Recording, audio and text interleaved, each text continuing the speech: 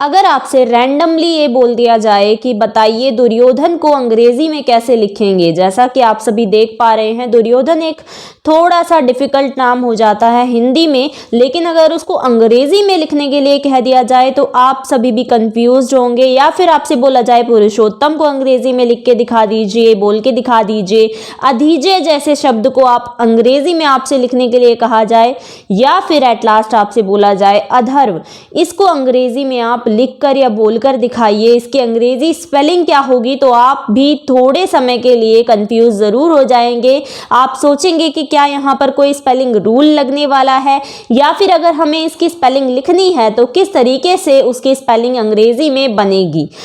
Hello everyone, स्वागत है आप सभी का आपके अपने चैनल इंग्लिश ट्रेनिंग क्लासेस पर। तो आज के इस वीडियो में मैं आपको बताने वाली हूँ किसी भी नाम को अंग्रेजी में कैसे लिखा जाता है या फिर कैसे हम उसको लिख सकते हैं। अगर आप भी अंग्रेजी लिखते वक्त बहुत सारी मिस्टेक्स करते हैं, किसी भी नाम को अगर आपको दे दिया जाए, अगर आपको ये बोला जाए अपने नाम की स्पेलिंग बताइए तो आप आराम से लिख देंगे। अगर आपसे कोई भी फेमिलियर नेम जैसे कि आपके पेरेंट्स का नेम या फिर कोई भी आपके रिलेटिव नाम लिखने के लिए दे दिया जाए तो भी आप लिख सकते हैं। लेकिन कोई नाम ऐसा आपसे दे दिया जाए जिसकी स्पेलिंग आपने कभी ना पहले देखी है ना कभी आपने पहले उसको लिखकर देखा है, तो आप थोड़ा सा कंफ्यूज हो जाते हैं। तो आज की इस वीडियो को देखने के बाद आपकी सारी कंफ्यूजन मिट जाएगी, क्योंकि हम अंग्रेजी के नाम को लिखने के लिए ऐसा रामबाण लेकर आए हैं, ऐसी क्लास लेकर ये आए हैं कि आप बिल्कुल भी कंफ्यूज नहीं होने वाले हैं कोई भी नाम लिखने के लिए। तो ये क्लास बेसिकली जीरो से हीरो क्लास होने वाली है। यस, आपने बिल्कुल सही सुना, जीरो टू हीरो क्लास आपकी रहने वाली है। अगर आप इंग्लिश लिखने में बिल्कुल जीरो हैं तो भी आप आज की क्लास देखने के बाद हीरो बनने वाले हैं। चलिए तो स्टार्ट कर देते हैं हमारी वीडियो को। तो अगर आप पहली बार हमारे चैनल पर आए हैं, पहली बार हमारी वीडियो देख रहे हैं, तो प्लीज चैनल को सब्सक्राइब जरूर कर दीजिएगा, क्योंकि हम अंग्रेजी से रिलेटेड ऐसी वीडियोस लाते रहते हैं जिसमें आपको स्पोकन इंग्लिश और इसके अलावा आपकी ग्रामर जो होती है अंग्रेजी की वो हम आपको सिखाते हैं। तो डू सब्सक्राइब आवर चैनल, और इसके साथ साथ जो बेल आइकॉन है उसके साथ में उसको जरूर प्रेस करिएगा ताकि आगे आने वाली वीडियोज की नोटिफिकेशन आपको टाइम टू टाइम मिलती रहे। चलिए तो स्टार्ट करते हैं हमारी इस क्लास को। तो सबसे पहले मैं आपसे एक जो है डिटेल शेयर करना चाहूंगी। देखिए, जब भी हम अंग्रेजी या हिंदी में, बेसिकली हिंदी में अगर हम नामों की बात करते हैं, लिखने की बात करते हैं, तो हम वहां पर एक वर्णमाला लेकर चलते हैं। वर्णमाला क्या होती है? वर्णों की माला। यस, तो उसमें वर्ण जो होते हैं वो दो प्रकार के होते हैं आपके, एक होते हैं स्वर और दूसरे होते हैं व्यंजन। वैसे ही आपको अंग्रेजी में भी स्वर और व्यंजन को अंग्रेजी में उनके उच्चारण के साथ लिखना होता है। तो पहले हम स्वर और व्यंजन की अंग्रेजी उच्चारण को देख लेते हैं। पहला उच्चारण है आपका स्वरों, या फिर जिनको हम वॉल्स भी बोलते हैं, उनका अंग्रेजी उच्चारण कैसे आप करेंगे। देखिए, ये जो आपके स्वर होते हैं ये पूर्णतया पूरे होते हैं। जैसे कि आ को आप लिखते हैं किस प्रकार से? इस प्रकार से, ठीक है। अ को आप लिखते हैं ए के प्रकार से, यानी कि ए आप लिख देंगे वो आपका आ बन जाएगा। वैसे ही बड़ा आ आपको लिखना है तो आप लिखेंगे डबल ए, यानी कि अगर आपको लिखना है आ तो आप लिखते हैं डबल ए। अगर आपको ई लिखनी है यानी छोटी ई लिखनी है तो आप लिखेंगे आए। अगर आपको बड़ी ई लिखनी है तो आप लिखते हैं आई, और या फिर आप इसको डबल ई यानी कि दो बार ई लिखकर भी इसको डिनोट करते हैं। अगर आपको छोटा ऊ लिखना है तो आप लिखेंगे यू। अगर बड़ा ऊ लिखना है तो आप या तो आप यू लिख सकते हैं, या फिर आप डबल ओ यानी कि दो बार ओ लिखकर भी इसको दिखा सकते हैं। अगर आपको री यानी कि री से ऋषि जो आपका होता है उसके लिए आप यूज करते हैं आर आई। अगर आप ए लिखते हैं तो आप उसके लिए यूज करेंगे ई, और अगर आप बड़ा ए लिखना चाहते हैं तो आप यूज करेंगे ए आई। ऐसे ही एंड सो ऑन आपका ये चलता रहेगा। छोटे ओ के लिए ओ का शब्द ओ का इस्तेमाल किया जाता है, बड़े ओ के लिए आपका ए यू इस प्रकार से इस्तेमाल किया जाएगा।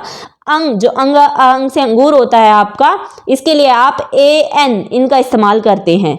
तो ये आपके हो गए स्वर या फिर वॉल्स के अंग्रेजी उच्चारण। तो आप जो है ये सारे वॉल्स देख पा रहे होंगे, ये सारे ही आपके जो हैं पूरे हैं, यानी कि आपको इनमें कोई और चीज जोड़ने की जरूरत नहीं है। अगर हम बात करते हैं यहाँ पर कॉन्सोनेंट्स या फिर व्यंजनों की, जो आपके व्यंजन हिंदी में कहलाते हैं, इनके अलावा जितने भी आपके वर्ण होते हैं वो सारे व्यंजन होते हैं। जैसे कि ये यहाँ पर आप देख सकते हैं क के नीचे आप जो है इस प्रकार से इन सभी व्यंजनों के नीचे ये लाइन आप देख पा रहे होंगे, इन्हीं को हम हलंत बोलते हैं। हलंत का मतलब होता है ये अभी शब्द जो हैं वो आधे अधूरे हैं, ठीक है। इनको पूरा करने के लिए हमें स्वरों को जोड़ना होता है इनके साथ में। तो आप पहले ये देख लीजिए, इनको हम पढ़ेंगे कैसे। अगर आपको क लिखना है तो आप यूज करेंगे के, ख लिखना है के एच यूज करेंगे, ग लिखना है जी यूज करेंगे, घ लिखना है तो जी एच, ड लिखना है तो डी, एंड सो ऑन ये चलता रहेगा। च लिखना है सी एच यूज करेंगे, छ लिखना है सी डबल एच यूज करेंगे। अब यहाँ पर आपकी जो ट वाली लाइन होती है और त वाली लाइन होती है वो आपकी सेम होती है। जैसे कि ट को आप टी से दर्शाते हैं, वैसे ही त से तरबूज जो होता है आपका उसको भी आप टी से ही दर्शाते हैं। वैसे ही थ को आप टी एच से दर्शाएंगे और ठ को आप टी एच से दर्शाएंगे, ठीक है, सेम है। ड को आप डी से दर्शाते हैं, वैसे ही द को आप डी से दर्शाते हैं। जो आपका ढ से ढक्कन है उसको आप डी एच से लिखते हैं और ध से जो आपका धनुष होता है उसको आप डी एच से लिखते हैं। वैसे ही लास्ट में आपका न ये सेम है और न ये सेम है।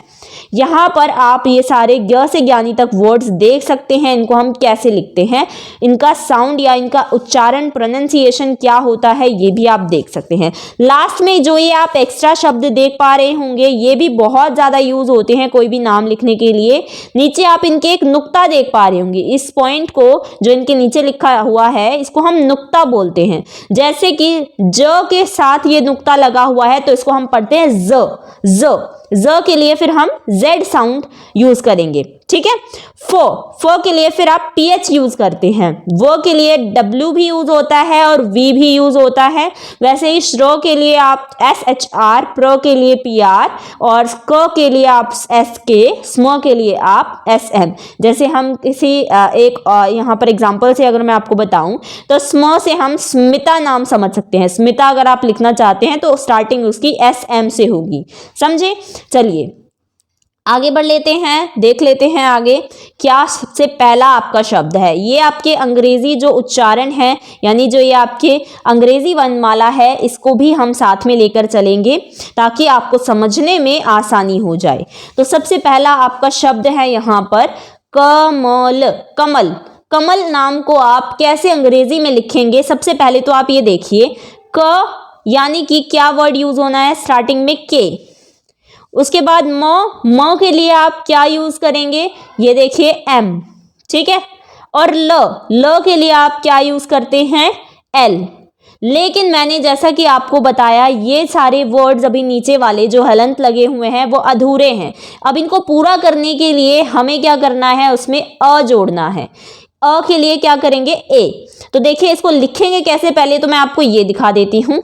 यहाँ पर आप देख सकते हैं इसकी स्पेलिंग KAMAL। अब आपका दिमाग थोड़ा सा परेशान हुआ होगा कि यहाँ पर ये ए कैसे आ गया, यानी कि ये जो ए है हमने तो इसकी स्पेलिंग KML सोची थी लेकिन ये ए कहाँ से आ गया बीच में, ये आपके दिमाग में ज़रूर आया होगा और आना भी चाहिए। तो पहले तो मैं आपको ये समझा देती हूँ कि ये कैसे आया और क्यों आया। देखिए जब हम कमल की बात करते हैं अगर हम इसकी संधि करें तो हम इसको कैसे लिखेंगे, क जमा अ जमा म जमा अ जमा अल, ठीक है। यानी कि यहाँ पर आप देख सकते हैं ये क मैंने पहले ही स्टार्टिंग में बताया है अधूरा है, तो इसको हम पूरा करने के लिए इसके साथ अ जोड़ेंगे, ठीक है। अ जोड़ा हमने, ठीक है, तो हमें यहाँ पर के, उसके साथ ए जोड़ेंगे।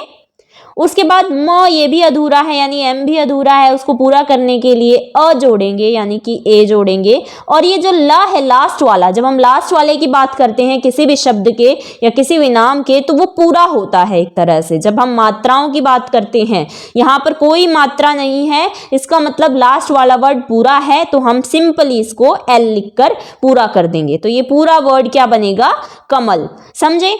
देखिए कमल ये पूरा बन गया आपका, तो हम इसको लिखेंगे कैसे, KAMAL, कमल। तो आगे का नाम मैं आपको मात्राओं वाला, ये था बिना मात्रा वाले के लिए। जब मात्रा ना हो तो हमें ए जरूर बीच में लगाना है, क्योंकि हमें एक तरह से नाम को पूरा करना है। आप चाहे तो इस पूरी वर्णमाला का स्क्रीनशॉट ले सकते हैं, इसको रख सकते हैं, और तब जब भी आपको यूज में लाना हो इसको ला सकते हैं।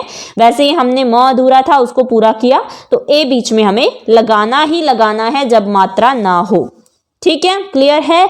आगे देख लीजिए, आगे आपका वर्ड है राम, लेकिन यहां पर आप नोटिस कर पा रहे होंगे कि यहां पर आपका एक मात्रा है आ की, बड़े आ की मात्रा है। तो उसके लिए हम क्या करेंगे, सबसे पहले तो आप देखिए र के लिए हमें क्या वर्ड यूज करना है, क्या सेंटेंस, क्या हमें जो है शब्द यूज करना है, वो है र के लिए आर लिख दिया हमने भाई। उसके बाद आ यानी कि इस जो पर्टिकुलर आपकी जो ये है स्वर, इसका यूज हो रहा है। तो आ के लिए या तो आप डबल ए यूज कर सकते हैं, या फिर आप चाहें तो एक सिंगल ए भी यूज कर सकते हैं। तो हम यहाँ पर एक सिंगल ए यूज करते हैं। और म हमने लास्ट में आपको बताया है कि लास्ट वाला जो वर्ड होता है वो पूरा होता है, इसलिए म के लिए हमने पीछे भी देखा था एम यूज होता है। तो राम को आप लिखेंगे RAM, राम। ओके, क्लियर है। तो इसका पूरा जो आपका नाम बनेगा, स्पेलिंग बनेगी, वो बनेगी RAM। चलिए आगे बढ़ लेते हैं। आगे आपका जो शब्द है या जो नाम है वो है गौरी।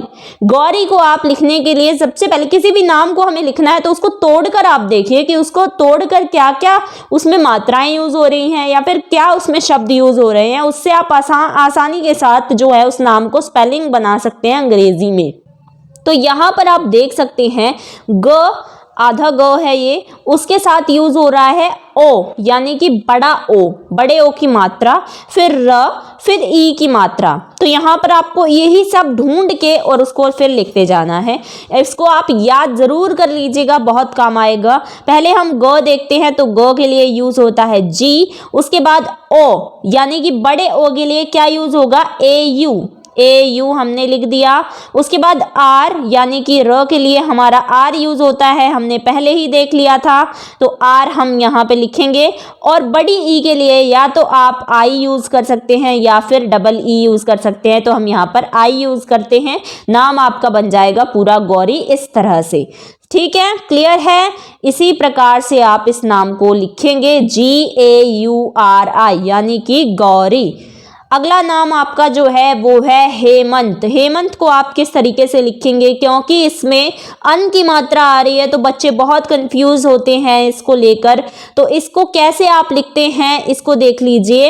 यहाँ पर सबसे पहले तो आपका ह जो है वो आधा है, उसके साथ ए की मात्रा लगी हुई है, म आधा है, उसके साथ अन की मात्रा है, और फिर लास्ट में त।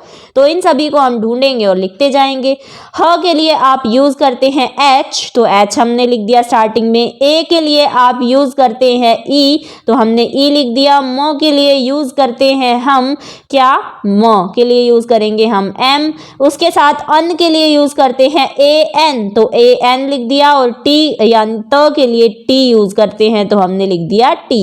ये पूरा नाम बन गया हेमंत, HEMANT, हेमंत। तो पूरा नाम आपका इस प्रकार से हो जाएगा, जैसा कि आप देख सकते हैं। तो पूरा नाम हो गया HEMANT, हेमंत। इसके साथ साथ मैं आपको करके भी दिखा रही हूं, तो आप प्लीज इस वीडियो को ध्यान से जरूर देखिएगा। लास्ट में एक बोनस टिप भी है आपके लिए, उसको देखने के लिए भी लास्ट तक जरूर बने रहिएगा।